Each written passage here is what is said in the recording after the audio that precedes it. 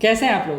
जैसा कि आप सबको मालूम है कि 18वीं लोकसभा चुनाव संपन्न हुआ, और संपन्न हुआ तो हमारे लिए कुछ प्रश्न छूट गया है।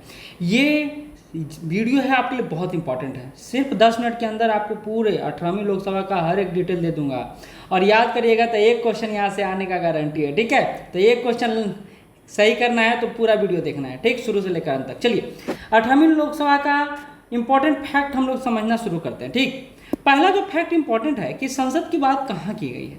संसद के बारे में जब चर्चा किया जाएगा तो आपको खुद ही पता चल जाएगा कि संसद के बारे में चर्चा हमारे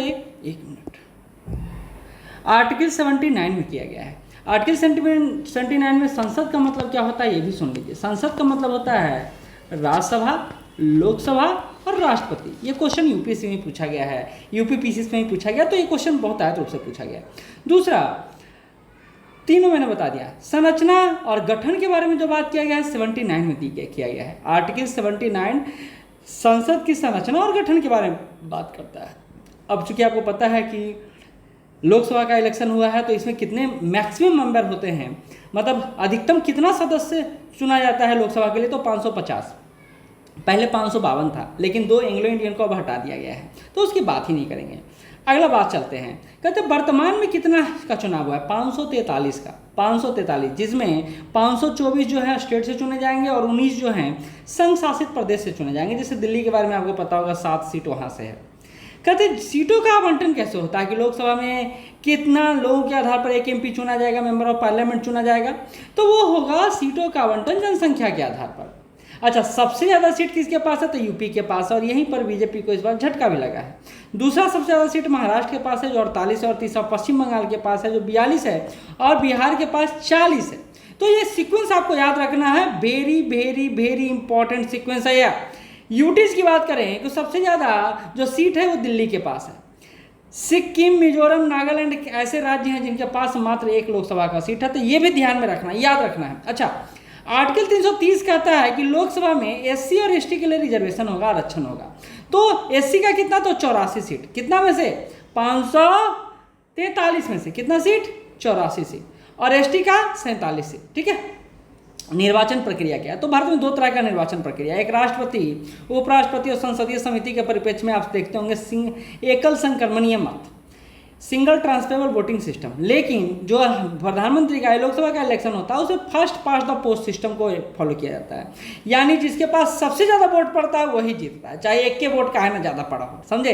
एक वोट से कोई जीत जाएगा तो जीत जाएगा। अच्छा, इस बार जो इलेक्शन हो रहा था उसके चीफ इलेक्शन कमीशन कौन थे? ECI कौन थे? Chief election commission. तो वो थे राजीव कुमार। बहुत ही इंपॉर्टेंट पॉइंट है, और मुझे लगता है ये सब आप भूलेंगे नहीं, ये मुझे याद है। कौन मताधिकार का प्रयोग कर सकता है? तो 18 वर्ष की आयु अगर पूरा हो गया तो मताधिकार का प्रयोग कर सकता है, और उसको वयस्क मताधिकार कहते हैं, एडल्ट फ्रेंचाइजी सिस्टम कहा जाता है, ठीक है। चलिए आगे बढ़ते हैं। 18वीं लोकसभा परिणाम आ गया। अब उसमें आप एक एक फैक्ट को याद रखिए, क्योंकि अभी आपको हो सकता है याद रह रहा हो, लेकिन 10 दिन के बाद पूछूंगा, याद नहीं रहेगा। घोषणा कब हुआ? 16 मार्च 2024 को हुआ। कितने चरण में है चुनाव हुआ है? 7 चरणों में हुआ है। कब शुरू हुआ है? 19 मार्च को शुरू हुआ। कब समाप्त हुआ? 1 जून को समाप्त हुआ। थीम क्या है? Very very very very important. Theme क्या है इस बार लोकसभा चुनाव का? 99% लोग नहीं जानते होंगे इसको। चुनाव का पर्व, देश का गर्व, थीम है इस बार का। कौन क्या है? चुनाव का पर्व, देश का गर्व। रिजल्ट 4 जून को आया, और वोटिंग प्रतिशत औसतन रहा 66.33%।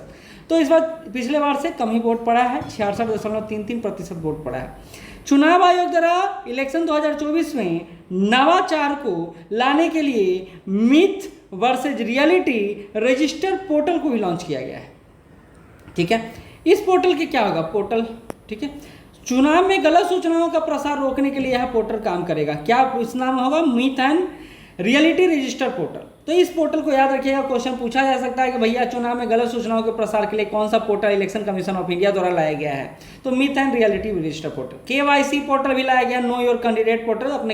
आप अपने प्रतिनिधि के बारे में जान सकते थे। VHA ऐप लाया गया, वोटर हेल्प ऐप, यानी आप मतदाताओं के लिए सहायता करने के लिए VHA ऐप लाया गया। सुविधा ऐप पोर्टल लॉन्च किया गया। 2 पोर्टल हम लोग देख चुके हैं, myth versus reality register portal और सुविधा पोर्टल।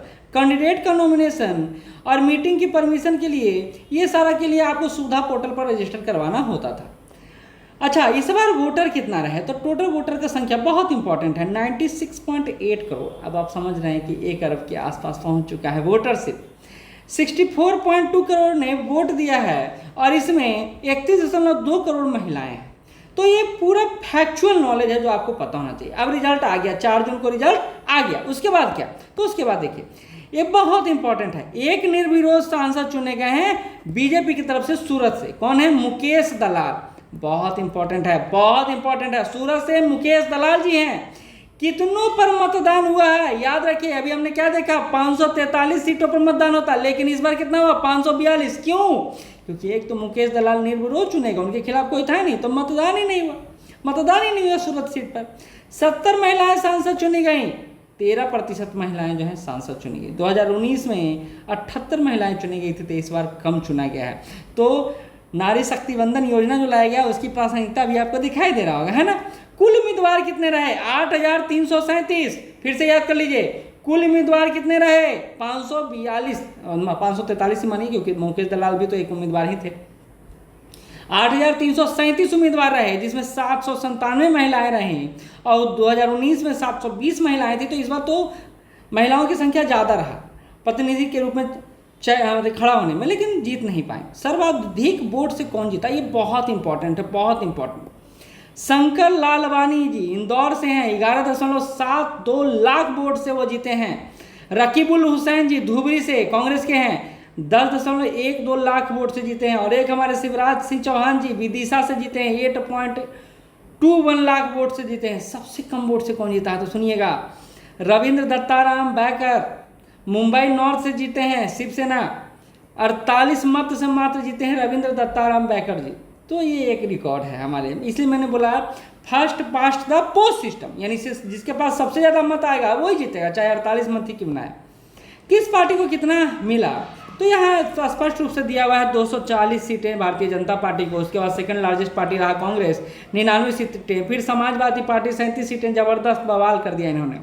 फिर अखिल भारतीय तृणमूल कांग्रेस टीएमसी 29 सीटें, फिर द्रविड़ मुन्नेर कसम 22 सीटें। तो इस तरह आप देख रहे हैं पूरा सीटों का संख्या दिया हुआ है, तो टॉप मैंने बता दिया आपको। बिहार के परिप्रेक्ष्य में आपको देखना चाहिए कि अब आप भारतीय राष्ट्रीय जनता दल के देखिए 4 सीट, जिसमें पाटलिपुत्र मीसा भारती जीत चुकी हैं। इसी तरह आम आदमी पार्टी बहुत ज़्यादा परचम नहीं लहरा पाई, मात्र 3 सीटें। झारखंड मुक्ति मोर्चा 3 सीट। अच्छा, इसमें हम आते हैं अपने जदयू की तरफ। जदयू कितना जीता है, तो 12 सीटें जीता है। तो जनता दल यूनाइटेड की बात कर रहे हैं, 12 सीटें जीता गया है।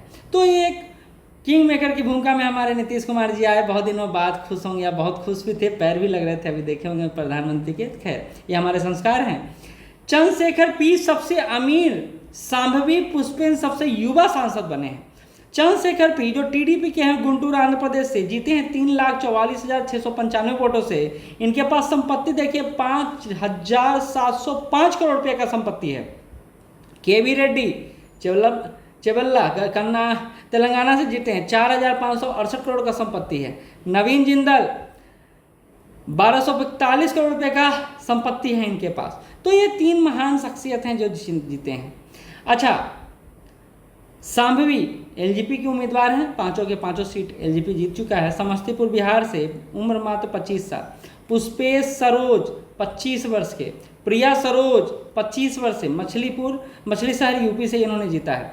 सबसे अनुभवी सांसद कौन है, तो वीरेंद्र कुमार भाजपा के टीकमगढ़ मध्य प्रदेश से 8वीं बार सांसद बने हैं ये वीरेंद्र कुमार। फिर हैं कोडी कुन्नील सुरेश मवेलकारा, केरल से ये सांसद बने हैं। तो ये सबसे उम्रदराज सांसद हैं दोनों। तो ये भी नाम आपको याद रखना है। तो मुझे लगता है याद रखने में आपको परेशानी नहीं होगा, बड़ा मस्त है। अब आपको मैं ये पीडीएफ प्रोवाइड करा दूंगा, अगर आप चाहें तो पीडीएफ मैं टेलीग्राम लिंक पे प्रोवाइड करा दूंगा, आप चाहें तो वहाँ से इसको प्राप्त कर सकते हैं। तो कैसा लगा ये वीडियो बताइएगा जरूर, और ना चैनल पर नए हैं तो सब्सक्राइब जरूर करिएगा। धन्यवाद।